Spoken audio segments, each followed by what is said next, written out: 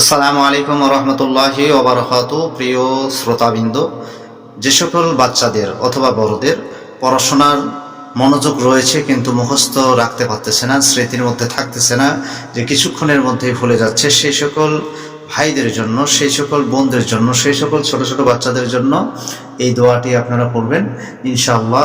এই দোয়াটি পরে যদি মাথায় ফু দিতে পারেন অথবা পানিতে ফু দিয়ে আপনারা পান করাতে পারেন, তাহলে ইনশাআল্লাহ অবশ্যই তাদের এই সমস্যাগুলো সমাধান হবে এবং মুখস্থ থাকবে, তাদের স্মৃতির মধ্যে থাকবে, তাদের মুখস্থ বেশি করে হবে।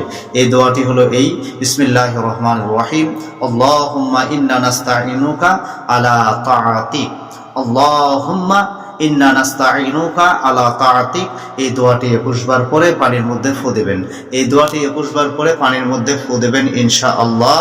অবশ্যই তার কাজ হয়ে যাবে এবং সে বাচ্চার স্মৃতির মধ্যে পড়া মুখস্থ থাকবে এবং বড়দেরও থাকবে। যদি অথবা পানিতে ফু না দিয়ে আপনারা 21 বার পরে মাথার মধ্যে ফু দিয়ে দিবেন, ইনশাআল্লাহ তার স্মৃতি শক্তি প্রখর হয়ে যাবে আল্লাহ পাকের অশেষ দয়া মেহেরবানিতে।